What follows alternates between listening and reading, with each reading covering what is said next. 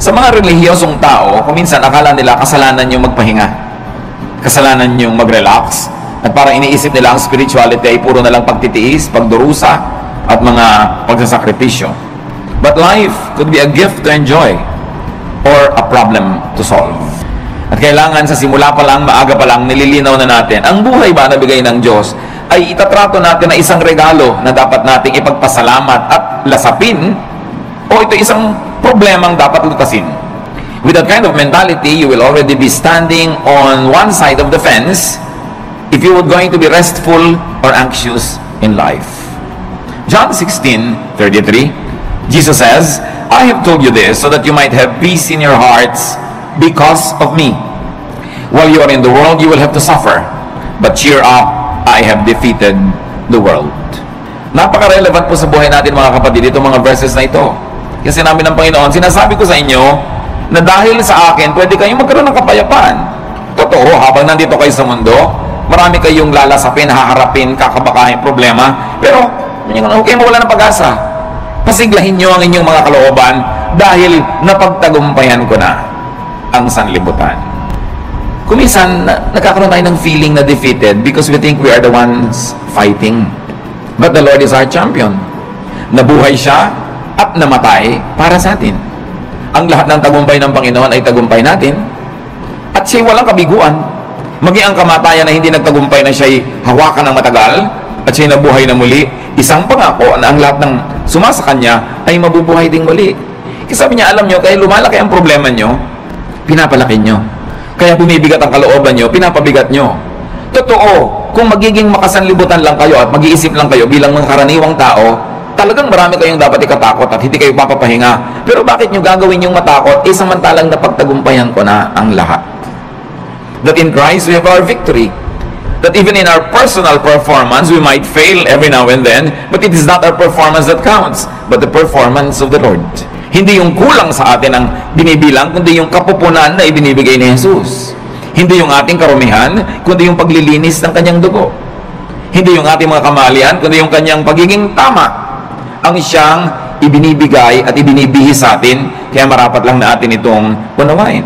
Life is indeed a gift to be enjoyed and shared. Like love, enjoyment and happiness is like a handful of sand. Yun pong buhangin, pag hinawakan nyo lang ng nakarelax ang kamay nyo, andyan lang. Pero subukan yung sobrang diinan ng hawak, sikipan, dumudula sa pagitan ng mga daliri natin yung buhangin at natatapong lahat. When you hold too tightly, sand slips through your fingers. And happiness is like that. Enjoyment, like love, is like that. Pag sobrang mong hinigpitan, nawawala. Dapat, relax ka lang. Relaxing and knowing how to relax could be a great tool of survival in this age of stress. Marami talagang stress ngayon. Pati nga inumin mong tubig, binabayaran na, binibili, nung araw naman hindi. Maraming gastos ngayon na dati hindi naman gastos. Yung load, ang laki-laki ng pera mong napupunta sa load, dati naman hindi ginagastahan yan eh. Marami talaga. Pero marami ring blessing na available. Kita nyo naman, nagsusurvive ang lahat. Life is even better. So how to rest and relax, or how to live really, is our topic. And how do you do that? Do not hurt yourself. Marami pong mga tao nasasaktan, kaya lang hindi nila alam sila ang nananakit sa sarili nila. Kaya kailangan matanggal yung takip ng ating mata at mabunyag yung katotohanan na madalas tayo ang may likha ng mga nananakit sa ating sarili. You've got to identify and define your self-inflicted pains. Parang yung nagpepenitensya, siya ang nag-aapanghampas sa sarili niya. Siya ang nagsusugat at nagsasakit sa sarili niya. Marami mga tao ganda ang ginagawa nila sa buhay. Although, hindi kasi tayo laging conscious. Ano-ano po ang mga self-inflicted pains? Kasi kung meron kang tatanungin, gusto mo bang saktan ang sarili mo? Ang sagot natin, syempre hindi. Ba't ko sasaktan ang sarili ko? Gusto mo bang lagyan ng asido ang loob ng puso mo? Ba't ko lalagyan? Puso ko yun. Gusto mo bang pahirapan ang sarili mo? Of course, I will not do that. But the truth is, many of us do it. Ano po yung mga pahirap na tayo rin ang may likha? Jealousy, covetousness, and greed. They hurt. Napakalaki ng sugat, hirap, pasanin na ibinibigay sa atin kung tayo ay nagsiselos, naghahangad ng hindi atin, naiinggit, o nagiging sakim. Oras na meron kayong kinakainggitan, pinagseselosan, hinahangad na hindi naman ninyo, pinapahirap nyo inyong loob. Yung merong mana ang kapatid mo, gusto mo maging sa'yo rin? Yung merong magandang damit ang iyong kapwa, imbes na matuwa ka at maganda yung nakikita mo, maiinggit ka pa? Yung hindi na sa'yo, pinipilit mo pang maging sa'yo, gagawa ka ng mga tricks, gagawa ka ng mga kasinungalingan para maging sa'yo yon. Ang hirap mag-maintain ng kasinungalingan. Ang hirap gumawa ng mga tricks. Ang hirap maging parang gagamba na gumagawa ka ng sapot para yung dumadaang mga lamok biglang mahuli at kakainin mo na siya. But if you are greedy in life, if you're ruled by greed, you will never relax. Because you're forever inventing schemes. Gagawa ka ng mga paraan kung paano maging iyo ang hindi iyo. Kung paano aagawan yung mga tunay na mga may-ari. Kung paano sisiraan yung ating mga kinakainggitan. Self-inflicted pain yan. At gaano karami sa inyong high blood pressure, gaano karami sa mga cancer ng katawan natin na nagmula sa sobrang pahirap natin dahil pinapahirapan natin ang sarili. Dapat tulog ka na, hindi ka patulog. Dapat payapa ka, hindi ka payapa. Dapat nag-enjoy ka, naiinis ka, naiinggit. You harm your body. At pagpatuloy natin ginagawa yon, yung mga maliliit na mga laso na yun na iniipon natin sa ating katawan, nagiging sakit. Ang tatamaan yung mga pinakamahinang parts of your body, so doon magmamanifest yung mga sakit. Pero ang totoo nyo, nagsisimula sa isip mo yan. Nagsisimula sa iyong espiritu. Kaya sinasabi nga, mind over matter. Halimbawa yung mga taong sobrang magsikap, talagang nagpapakamatay, nagkakandara pa para laging panalo, para laging mas maganda ang gawa niya, mas mataas ang score niya, mas kahanga-hanga ang kanyang performance. Gaano karami doon ang dahilan sa inggit? Sabi sa Ecclesiastes 4:4, then I realized that we work and do wonderful things just because we are jealous of others. This makes no more sense than chasing the wind. Si Solomon nagsasabi, napagtanto ko na ang dami nating ginagawang kadakilaan, ginagawa lang natin dahil inggit tayo sa iba. At gusto nating maging mas dakila tayo. Halimbawa, although hindi ko naman talaga alam ang intensyon ng mga gumawa nung malaking pinakamataas na building sa Dubai.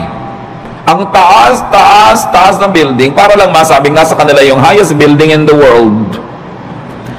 But what is the context of a tall building? For instance, in Manhattan, in New York. Kasi wala nang space, itataas ba ng itataas yung building mo? Kasi wala nang space. Pero sa Dubai, na ang lapad-lapad ng disyerto, na kahit ihiga mo yung building, ang haba-haba, everything is first floor, ang ginhawa sa lahat, pwede dahil may space, ba't mo tataasan para ka lang maging tallest building in the world? O ano nangyari sa kalagitaan ng proyekto, bumagsak ang ekonomiya. So ngayon, kinailangang iligtas sila ng kabilang state para matuloy yung project, napalitan yung pangalan. So, ano pa ang mga pinagagagawa natin? Halimbawa, mga estudyante, bakit marami sa mga magulang tinutulak ang anak na tumaas ang grade? Dahil gusto ba nating tumalino siya? O dahil gusto lang nating matalo niya yung isang kakompetensya sa grade? Bakit kailangan ang laki-laki ng TV mo? Ang liit ng bahay, lampas na yung TV sa dingding, nakikita na ng kapitbahay yung gilid. Bakit kailangan? Kasi malaki yung TV ni Kumare. Bakit kailangan mas malaki ang hikaw mo? Dahil ba talagang yung tenga mo kailangan niyang paglambitin na ng mga mabibigat na hikaw? O mayroon kang kakompetensya. Bakit kailangan mas maliit ang baywang mo? Marami tayong ginagawa mga kapatid, pahirap sa sarili just because we're competing with other people. So sabi ni Solomon, vanity, meaningless. Isang pagpapahirap sa sarili na hindi kailangan. Isa pa bang pagpapahirap natin, fatigue. Fatigue hurts. Too much work is painful. Ang dami mga tao sobrang magtrabaho, tapos ang konti lang naman ang nabe-benefit nila doon sa tinatrabaho nila. At the end of the day, sila yung lugi. Sinong nakinabang? Ang mga kamag-anak nilang batugan, mga kamag-anak nilang tamad, hindi nag-iisip, saan kaya ako kukuha ng ganitong gagastusin, ano kaya ang gagawin ko? Pero at the end of the day, nagkakaroon din dahil kahit nagger ka, kahit nagagalit ka, bibigyan mo rin. So ikaw si lugi. Kaya lugi sa buhay yung mga OC, yung mga obsessive compulsive, linis ka ng linis, kasi iba dumi ng dumi. Hindi ko alam hanggang ngayon, hindi pa po ako decided kung tatawagin kong blessing yung mga taong walang pake. Yung may baha, walang pake. Tulog. Yung bukas may gastusan, walang pake. Pero at the end of the day, nabuhay din sila ng 70, 80 years old, masaya pa sila kasi ikaw worry ka ng worry, isip ka ng isip. At ang nangyayari tuloy, dahil mahilig ka mag-isip, ikaw tuloy ang sasagot sa mga gastusin niya. Kasi ikaw yung responsible. But is that the way to live? Do you want to be like that? You've got to let go of some things. Going against your conscience. for the sake of gain hurts. Gaano karami, mga kapatid, ang ginagawa natin na labag sa ating budhi? Pero ginagawa mo para lumaki ang iyong kita, o para mapalapit ka sa isang taong pinupuri mong ang totoo, nandidiri ka sa kanya. Ginagawa mo, pero naiinis ka sa sarili mo at ginagawa mo yun. So, ba't mo ginagawa? Yung bang gain na mapapala mo doon is more than the loss. Pag kinumpare mo yung napala mo at yung lugi mo, na nahirapan ang iyong loob, napagod ang loob mo, nakakasira ng kalusugan, nakakasira ng sarili. Ano pa po ang mga pahirap natin sa sarili na hindi natin na-realize? Strained personal relations, they hurt. Yung meron tayong kaaway, kagalit, and we maintain this kagalitan, hirap tayo. Dahil kahit matigas ang loob mo, kahit ka pa nagtatapang-tapangan, aminin mo, mas gusto mo naman friendly yung atmosphere. Mas gusto mo naman na kabati mo yung kagalit mo ngayon. Mas gusto mo naman na love ka niya kaysa hate. Kahit nagpapretend ka pa that you don't care, you care. Why? Because the Spirit of God lives in us. And that Spirit is hurt whenever things are wrong. Kung ang mga relasyon natin sa ating kapwa ay pangit, kaya kami mga tao nagpapagamot, laging masakit ang ulo, laging masakit ang likod, laging masakit ang ganito. Tanong mo, marami ka bang kaaway na kamag-anak, kaibigan? Opo. Hindi mo kailangan ng gamot. Makipagkasundo ka lang, baguhin mo ugali mo, gagaling ka. Kaya kami sakit, kahit inumin mo lahat ng isang drum ng mga gamot, kung lagi kang nakikipag-away, lagi kang may kaaway, may gusto kang sugurin, defensive ka dahil may sumusugod sa'yo, magkakasakit ka. Kaya ang Panginoon nagtuturo, forgive, make peace. Sa palagay niya, nagtuturo siya para tayo lugihin? No. Nagtuturo siya ng ganoon kasi alam niya, when you forgive, you relax. When you make peace, you relax. And when you relax, you will get well, even if you're sick. Or you will not get sick. And then it's to your advantage. Lahat ng turo ng Panginoon hindi para tayo madehado. Doon tayo panalo. Ang turo ni Satanas, yun ang mahirap. Yung dapat ikaw ang panalo. Talunin mo siya. Dapat mas mataas ang score mo. Dapat mas mayabang ka sa kanya. Dapat mas malakas ka. Hindi ka mapapahinga. Pag lagi ka nakikipag-compete. And these are usually the burdens of and deception in highly professional vocations or in competitive endeavors. Yun ang pinag-usapan natin. Kaya nga kung minsan meron tayong kapatid o pinsan na masyadong baliwala, yung sobrang bahala na, sobrang hindi siya nag-aalala, ang totoo, mas minsan mahaba pa yung buhay niya kaysa sa'yo. Siyempre, ayaw naman natin maging ganon. Pero meron tayo kahit konting dapat matutunan doon sa mga taong marunong magsawalang bahala paminsan-minsan. Kasi pwede mong punuin ang buhay mo ng puro takot. Pero ano mapapala mo? Obserbahan nyo sa aeroplano, pag magte-take off, iba-iba reaksyon. Meron talagang yung naninigas ang panga, nananalangin ng hindi matapos-tapos. Pero magdalangin ka ng isang beses, tapos tama na. Ba't walang patid? Para ka nalang laging natatakot, nagte-take konting tagtag ng aeroplano, takot. Meron naman, kain ng kain, may natutulog. So in line, pare-pareho rin yung darating. Kung isang oras kayo sa loob ng aeroplano, o 5 oras, o siyam, pare-pareho rin naman kayong lalabas sa aeroplano na yung pag nag-landing, pero ikaw hindi ka nag-enjoy kung warrior ka. Because it's in your mind. Kaya nga po sabi ko sa mga laging natatakot, to myself included sometimes, when you get tempted to be afraid, may kilala ka na ba? Personal na kilala mo na namatay dahil sa plane crash? Wala pa akong nastatawang na yes ang sagot. May kilala ka nang namatay dahil nabundol ang tricycle? Meron. Meron kilala ka nang namatay na nasa kama lang, binangungot, namatay? Meron. May kilala ka nasa ospital, naliligid ng mga doktor, namatay? Marami. Yung pala, mas marami doon, di mas matakot ka matulog. Mas matakot ka maglakad sa kalye, ba't pagsasakay ka, takot na takot ka because you're psych yourself up to be afraid, while flying is the safest way to travel. So it's all in your mind. Ba't mo papahirapan na yung sarili? Kung pwede ka naman mag-relax. And besides, kahit mag-worry ka, makokontrol mo ba yung hangin, yung aeroplano? No. So meron tayo dapat na punto na pwede tayong magsawalang bahala. Total, wala ka rin naman magagawa kahit sikapin mo na bahalain mo yun, hindi rin pwede. Worry hurts. When you worry so much. So do not worry. Do not play God. Ano pang kinalaman, mga kapatid, ng worrying and playing God? Making things work is God's role. Yung hindi mo control, katulad doon, lumilipad ka na, hindi mo control yan eh. So hayaan mong God ang mag-isip doon.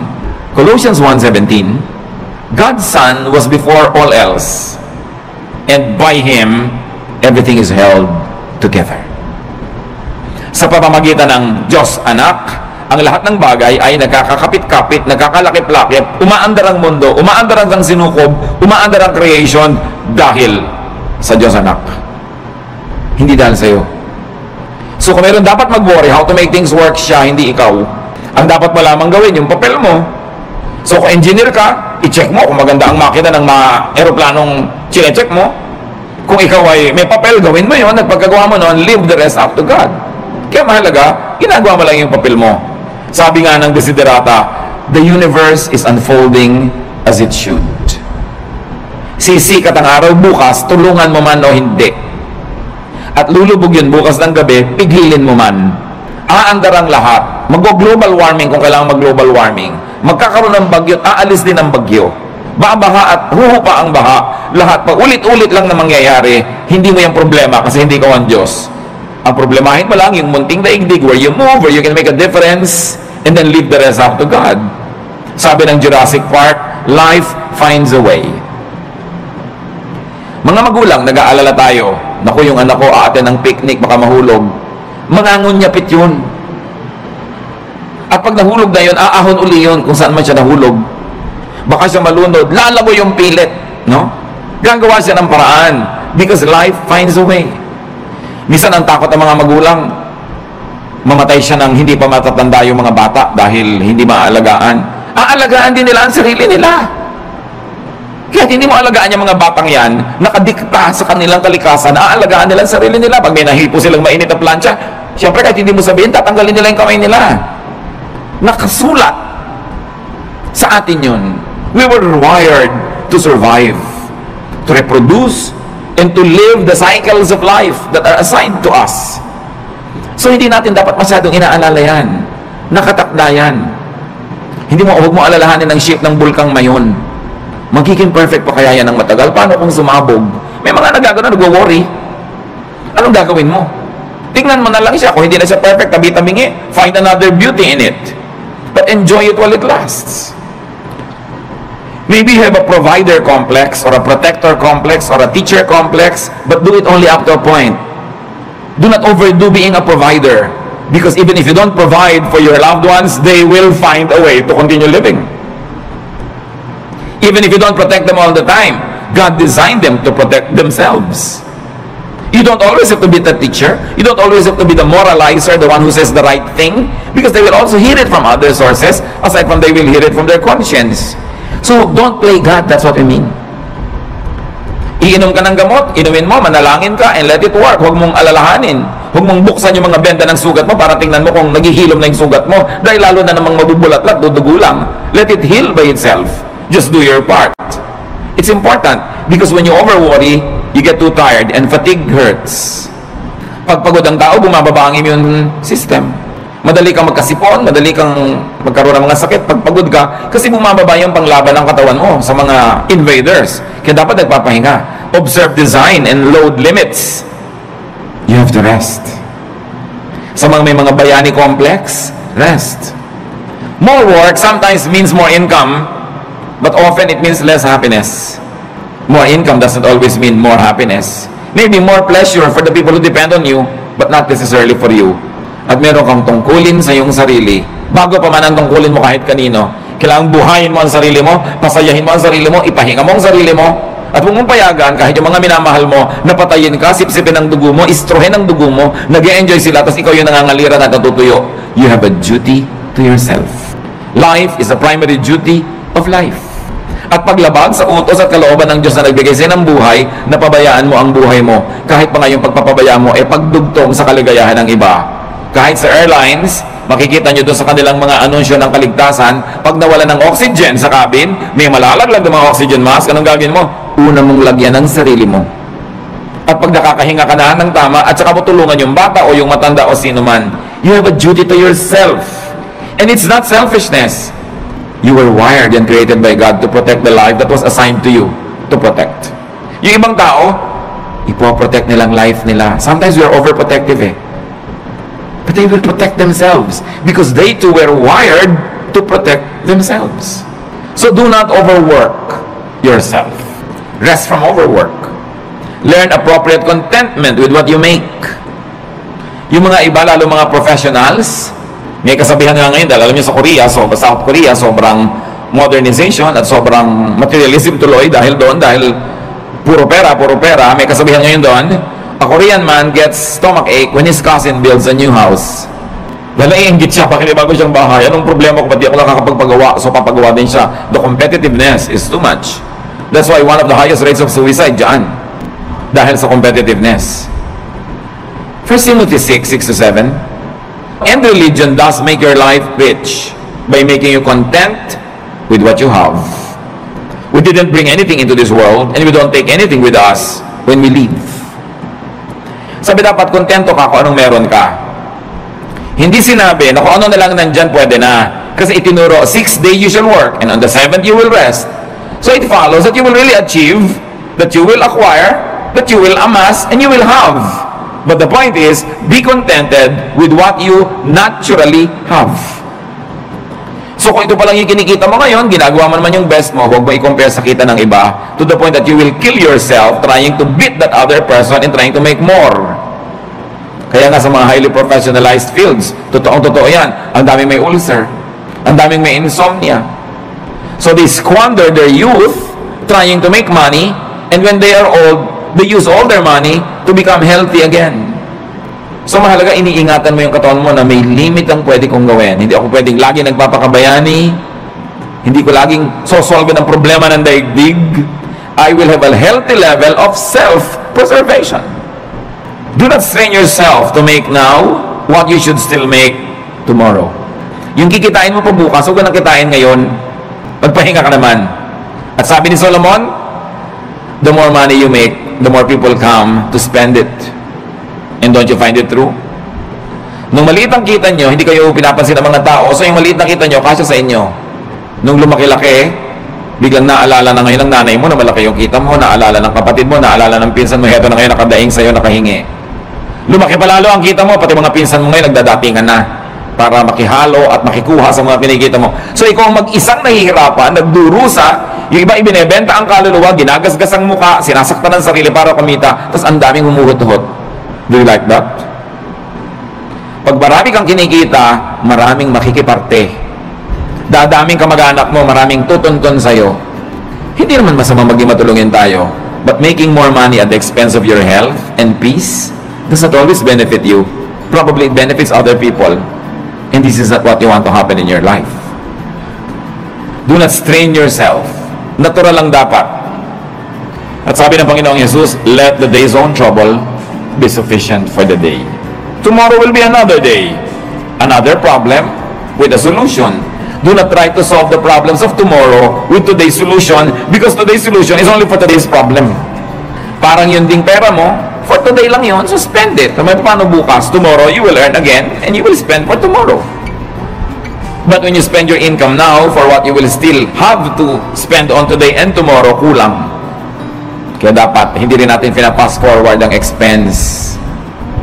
Don't spend more than what you earn. And you should be responsible in handling your money.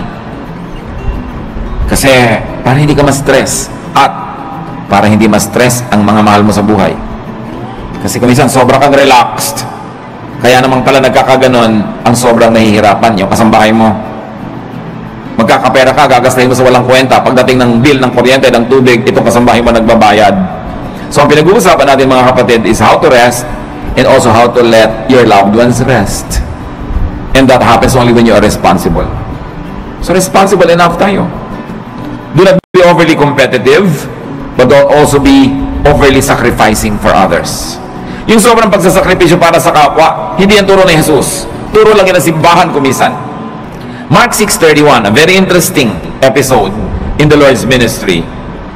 But so many people were coming and going that Jesus and the apostles did not even have a chance to eat. Then Jesus said, let's go to a place where we can be alone and get some rest. So sabi na ba, very un-Jesus yata? Ang daming tao na kailangan pakainin. Ang daming taong kailangan pagalingin. Kailangan ipanalangin. Kailangan i-counsel. Kailangan turuan. Kailangan palayasan ng mga espiritong nakatira sa kanila. Pero pagod na sila. Ano sabi ni Lord? Shh, hali kayo. Tahimik tayo mawala dito. Iwan natin ang mga taong yan. Pumunta tayo sa isang lugar na tahimik na hindi na tayo masusundan. Magpahinga tayo at kumain doon. Do you do that? Mga kapatid, kung minsan, sobra kayong palatulong sa inyong mga kamag-anak, at yung asawa niyo naman cooperative, pero sinasabi niyo ba kung minsan sa asawa mo, huwag muna nating isipin yung mga kapatid mo at kapatid ko, tayo muna magbakasyon. Dapat ganun. Hindi puro sakripisyo. Yung nakatira ka sa isang bahay na ang ingay-ingay, nakakatulig kahit sa patumingin na yung mukha, siksikan. Hindi mo ba sabihin sa asawa mong, minsan mag-motel naman tayong dalawa, honey, para tayong dalawa lang, makapag-salarinan. Dapat mong ginagawa yun. Jesus showed us the way. Don't kill yourself giving to others. You've got to give yourself time and space to enjoy the blessings of God, even though sometimes lang, once in a while, but you have to do it. Why? Because you cannot give what you do not have. Pag lagi ka ng aburido, wala ka rin maibibigay. Kung isang pera lang, pero may kasama pang bunganga, kasi aburido ka. Minsan nagbabantay ka nga sa pasyente, pero kulang na lang, hulog mo siya sa kama. Kulang na lang, hagisan mo ng juice niya. Kasi pagod na pagod ka nakababantay. So pwede mo sabihin, mga kapatid, kayo naman magbantay sa nanay, pagod na ako, mainit na yung ulo ko pati sa kanya. Why? Because we have limits. So huwag nating sobrang pagodin din ang kapwa natin. Sa mga families, kumisan unfair eh. Yung nag-aalaga sa magulang, yung isa lang napa-assign, dapat take turns. Para fresh ka. Kung may mga hirap, kailangan you take turns. Facing the difficulty, hindi lang isa yung naka-assign. Observe your limits and observe your Sabbath. Yan ang Panginoon, sabi niya, iwan muna natin sila. Kahit mamatay tayo dito katutulong, hindi pa sila mauubos. So kailangan magpahinga rin tayo. Dahil habang mahal ni Jesus yung mga taong tinutulungan, mahal din niya yung mga manggagawa na kasangkapan para tulungan ang mga yon. So huwag niyong aalaw yung sarili niyo maging manggagawa lang, o ang mahal niyo sa buhay na nagko-cooperate kayo na lang tapos puro benefit ng iba. You have to learn to set time and space for your own enjoyment. Every day, every week, every month is long enough for you to have that private, pleasurable moment. We all need that to keep our sanity. Para hindi ka mabaliw. Kaya yung nasosobrahan, hindi ba kinakausap na ang butike? Nakikipag-chess na sa anino at nakikipagtalo kung sinong nanalo. Why? Wala man lang pahinga. Walang relaxation. Another self-inflicted pain is anger.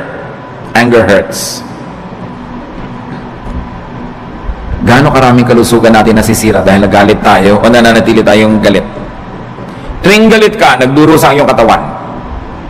So, ang totoo nun, ikaw nagpaparusa sa sarili mo. Kaya yung magagalitin, mga kapatid, huwag na kayo makipag-away.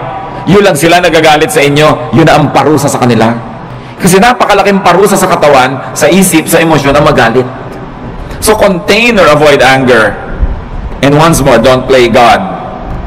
Why do I say that? Because anger is a prerogative of the perfect. Dapat yung perfect lang nagagalit. Yung author ng perfect moral law, pag na-break yun, dapat siya magalit. Siya yung author siya yung Diyos. Yung author ng natural law, siya dapat magalit when it's broken. Pero tayo, hindi naman author nakikibasa lang tayo.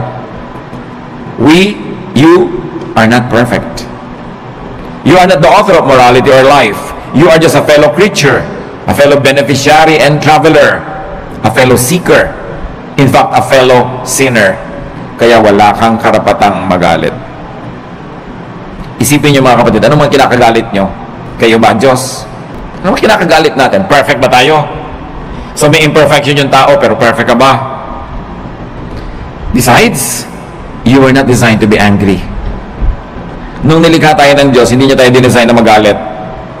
Kaya pag nagagalit tayo, we go out of the design, we destroy the intentions of the manufacturer, and at the end of the day, we destroy ourselves. Hindi bagay sa atin magalit, hindi tayo dapat nagagalit. Your bodily system goes awry when you get angry. Nagkakasira-sira, nagkakawasak-wasak ang nervous system, electrical and chemical balances of your body naiiba pag nagagalit ka. Kaya mga ibang nagagalit, they become, sabi nila, temporarily insane. Nakakapatay. Traffic altercation, nakakabaril ka ng kapwa, tapos makukulong ka forever dahil lang nagalit ka. That's why galit should be controlled. And your bodily system, including your soul, gets damaged when you stay angry. So dapat hindi magalit, at tapos kung nagalit na, dapat hindi tagalan. Kaya ang sabi sa Bible, do not go to bed while you're still angry. Do not let the sun go down on your anger, which means, huwag mong patagalin yan. Pero yung merong nagdaramdam sa inyo, 7 taon na, gusto nyo bang tumapak kayo sa tamtax at huwag nyo alisin sa talampakan nyo ng 7 taon? Ito yung naglalakad kayo, kumikirot, lumabaon, nagnanana. Higit pa ron, pag meron kayong galit, na kinikimkim sa puso, dahil hindi lang talampakan na naapektuhan ang inyong puso, ang inyong isip, ang inyong emosyon, relasyon sa kapwa, relasyon sa Diyos, kalusugan, it is foolish to remain angry. So, don't remain angry dahil kayo banal. Pero kung hindi kayo banal, at least be intelligent. Still don't be angry because it's not good for you. Huwag kayong magkimkim ng mga sama ng loob. Ibulalas nyo kung kailangan ibulalas o ipatawad nyo na lang, pero huwag yung kimkimin. Huwag yung kimkimin. Naranasan nyo na ba na mapapadighay kayo, hindi nyo maidighay-dighay? Di ba ang hirap kimkimin? Subukan nyo magkimkim ng sinok. Ang hirap. At yung mga kinikimkim pa natin, mga kung ano mga sama ng loob, may LBM kayo, kinikimkim nyo, ayaw nyo ilabas, ano mangyayari sa inyo? Di ba alam nyo mangyayari sa inyo? Masahol pa ron ang galit. But Satan is so deceptive that we don't realize that simple anger is destroying us. Pag nakita mo yung tao, tumataas ang presyon mo. Pag naalala mo siya, nawawalan ka ng ganang kumain. Baka maging violente ka pa. Lugi ka. So rest and relax. Rest your body, your senses, with pleasure and beauty. Kaya kailangan natin ng kagandahan. Kailangan natin ng kasiyahan. Observe the human body. It's really a fun machine. Pag tinignan mo ang bawat bahagi ng iyong katawan, it's a fun machine. It was designed for sensual experience, which religion demonizes, but the law of nature is the purest law of God. So ginawa ka niya ang body mo na may mga kiliti, may mga saya. Bakit pagka inom ka, mayroon pang masarap na temperature? Pagkakakain ka, may masarap na lasa? May tamang alat, tamang asim? Bakit pag may tinitingnan ka, dapat maganda yung shape, tama yung kulay? Pag may pinapakinggan ka, hindi noise, dapat music. Bakit nilagyan tayo ng Panginoon ng iba't ibang senses for us to enjoy those senses? So, you relax your body with beauty. Nililinis mo ang bahay mo para maganda, mabango. Nililinis mo ang kapaligiran, inaayos mo. It's great therapy. Please your eyes, your ears, your palate, your taste, your nose, your skin, your body. It is not ungodly. Why? Because our spirit lives in this body. Kung ang gusto ng Panginoon, spirito ka na lang, di dapat sumakabilang buhay ka na. Tanggalin na yung spirito sa katawan, pero inaalagaan natin yung katawan. Akala ng iba, pag religyoso ka, ini-ignore mo yung katawan mo. Taking care of your body is one of the highest forms of spirituality. Because your body is a gift from God. It is even called temple of the Holy Spirit. Do you want the temple to be ugly? Do you want it to be disorderly? That's not what you want for your temple. Psalm 139:14, and I praise you because of the wonderful way you created me. Everything you do is marvelous. Of this, I have no doubt. So people will be people, humans will be humans. And it's not wrong to be human because we were created to be so. Do not pit spirituality against sensuality. Ang tunay na espiritualidad ay hindi puro pagtitimpi at pagde-deny ng senses mo. Inilagay yan for your enjoyment. It is a gift. And in fact, the senses are also doorways to the spirit. Marami mga sensual experiences nagiging pinto para pumasok ka sa spiritual world. Halimbawa, ang ganda-ganda ng worship singing. Di ba nadidinig yun ang tenga? But because you hear it and it's beautiful, you are transported in a spiritual way to the point that you say, I heard God. I saw God. I felt God's love. I was ministered to. Na-bless ako. Tenga pa lang yun. Kaya napakalaking krimen sa mga musicians sa church na hindi nagpa-practice. Kasi paano mo itatransport yung mga tao to a spiritual level kung tunog mo pa lang nayayamot sila dahil mali? So imbes ikaw makalimot sa sarili at madala ka sa spiritual level, hindi ka makalimot-limot dahil kitang-kita mo, dinig na dinig mo yung mali.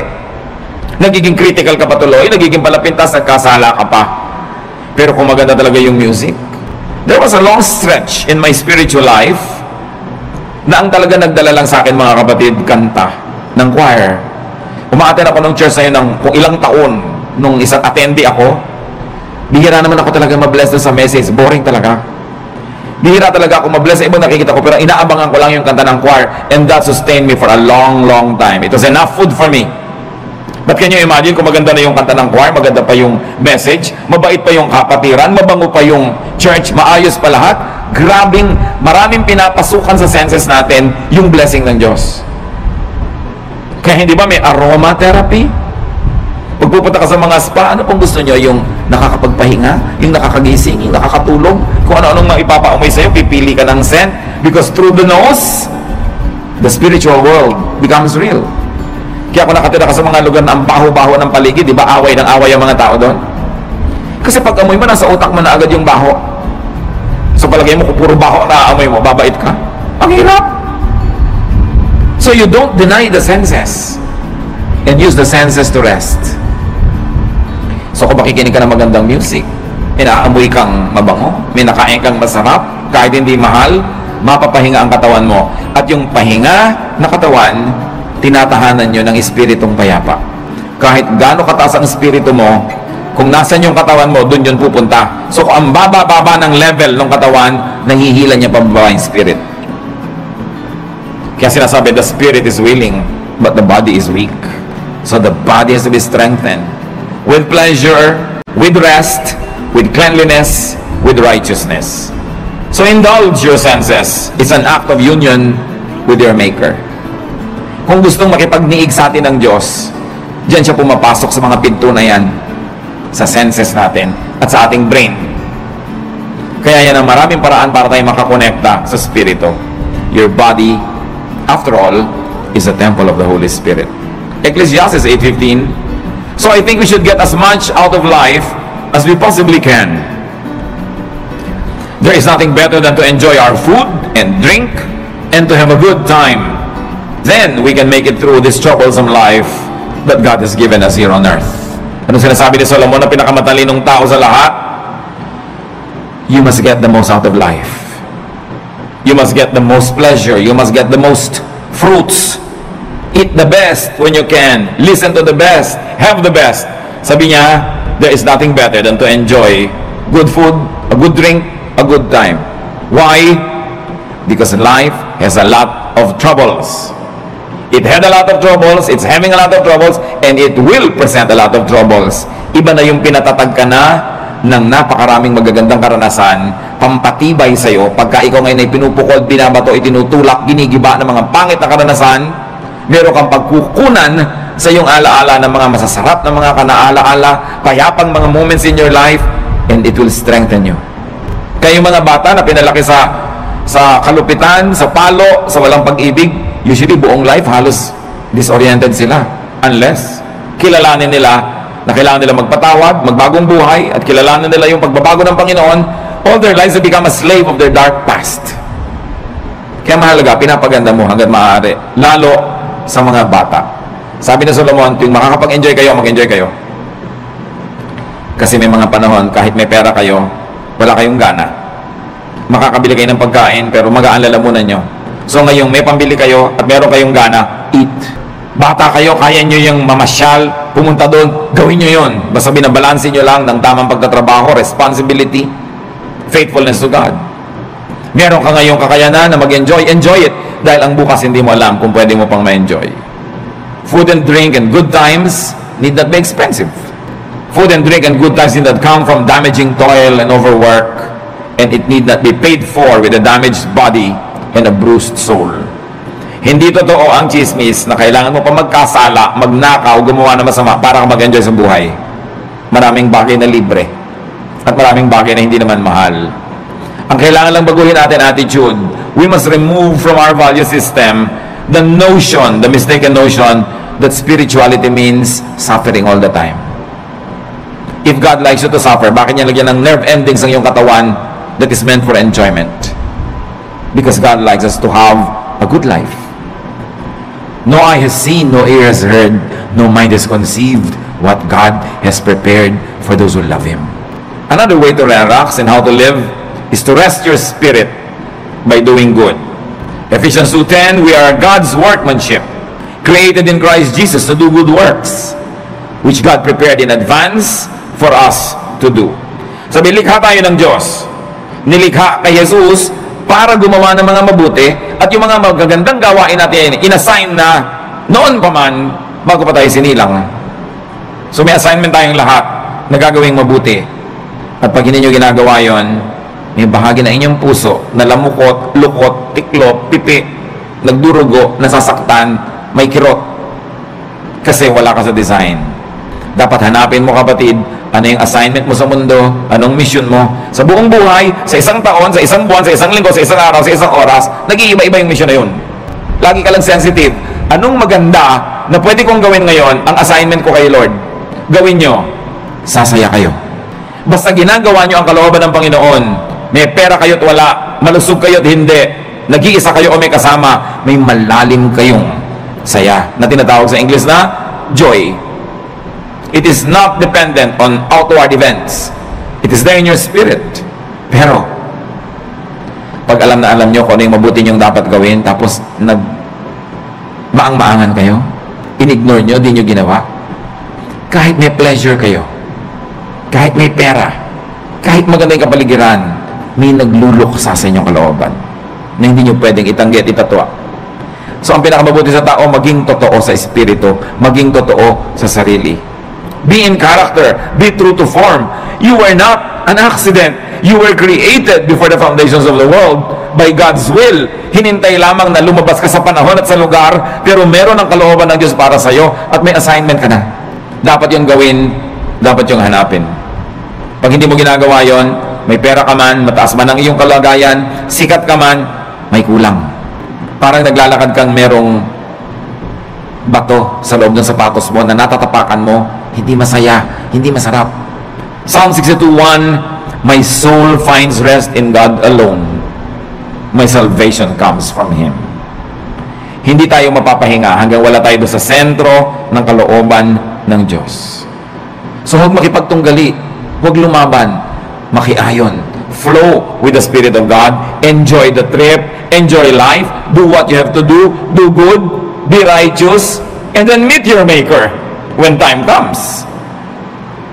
There will be no regrets when you have lived a full life. Nabigyan mo yung dapat mong bigyan, nakain mo yung gusto mong kainin, which of course entails work. You have to work, you have to earn it, so that you will have something for yourself and more to give away. Kasama tunay na espiritualidad ang pagtatrabaho, yung pagiging responsible, but don't be overly responsible because you will only be full of stress. Marunong ka dapat magsara ng dapat isara, lumimot ang dapat limutin, magpatawad ng dapat ipatawad, para nakapahinga ang iyong kaluluwa.